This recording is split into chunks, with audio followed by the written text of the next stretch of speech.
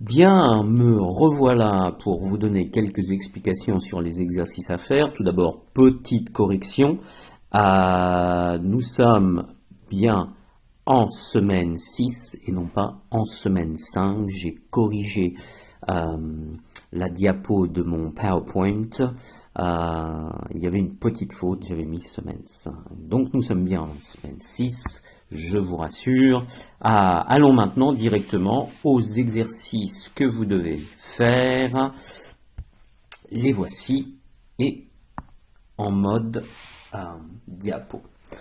Alors, pour les exercices que vous devez faire, le premier exercice, c'est un exercice simplement pour vérifier que vous êtes capable de construire vos verbes au futur. Alors, vous avez des verbes qui sont des verbes irréguliers, et puis vous avez des verbes, alors les verbes irréguliers, les coupables que l'on retrouve, les verbes comme venir, pouvoir, falloir, faire, tout ça sont des verbes irréguliers. Pourquoi? Parce que il faut savoir la racine. You need to know the stem and you need to learn it. Okay? Par contre, donc, on peut également rajouter voir comme verbe irrégulier.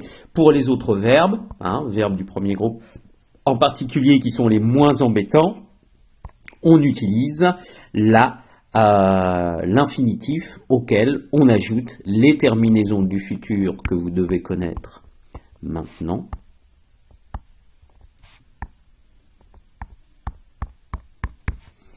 Voilà, donc je vous laisse faire ce petit exercice. Passons maintenant aux choses sérieuses. L'exercice numéro 2.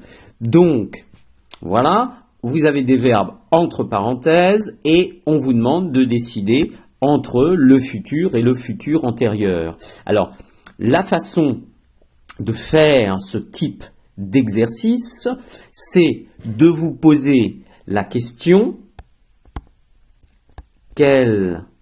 on va mettre au pluriel, mais quelles sont les actions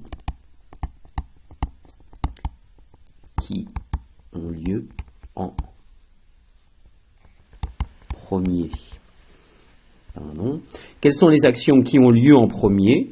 Donc, une fois que vous avez compris la phrase, une fois que les agriculteurs comprennent que les pesticides sont nocifs pour la nature et qu'ils utilisez moins, les animaux retrouver un habitat.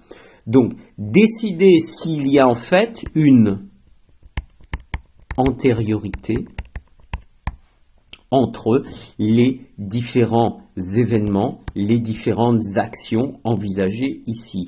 Et s'il y a une antériorité, l'action qui est antérieure va évidemment être au futur. Antérieure. Donc certaines actions peuvent être envisagées, par exemple, comme des prérequis. Prérequis, c'est simplement ce qui est requis. What is required before something else happens. Okay? Donc c'est la façon dont il faut travailler avec ces phrases, déterminer quelles sont les actions qui ont lieu en premier et décider si vous utilisez futur simple ou futur antérieur. Bien, passons cet exercice. Maintenant, intéressant, vous avez un dialogue. Et dans ce dialogue, eh bien, on va vous demander de choisir entre le futur proche, le futur simple, le futur antérieur, et puis, juste pour le fun, éventuellement un conditionnel présent. Donc, à vous de décider, est-ce que, ici, ce qu'on va exprimer, dis donc, c'est vrai, tu partir en mission au Congo. Alors, est-ce que l'on utilise, dans ce cas, un futur proche, un futur simple, un futur antérieur, ou bien un conditionnel présent? Vraiment, l'utilisation des temps, c'est aussi une question de sens. Quel est le temps que l'on utilise et quel est le sens que cela donne à notre phrase? Donc, à vous de vous poser les questions et de décider si vous utilisez le futur proche, le futur simple, le futur antérieur ou encore le conditionnel présent. Parfois, plusieurs réponses sont possibles. À vous de réfléchir. Bien, exercice suivant. Alors là, on vous donne des éléments. Utilisation de la voiture, commercialisation d'une voiture propre, abordable. Il faut d'abord comprendre la situation, comme d'habitude, et puis après, décider quelle est l'action qui précède l'autre. Donc, c'est encore une question de action A ou action B et de trouver l'antériorité. Donc, il faut comprendre la situation. Une fois que vous avez compris la situation, créer une phrase en utilisant des verbes, parce qu'on ne vous donne pas les verbes. Donc ici c'était relativement simple, puisque on vous donne le nom, vous avez le verbe, ok, et ici vous avez le verbe commercialiser. Donc c'est également un petit exercice, non seulement par rapport à l'utilisation des temps du futur, mais également le vocabulaire. Donc regardez, dans la première phrase, là il n'y a pas de verbe.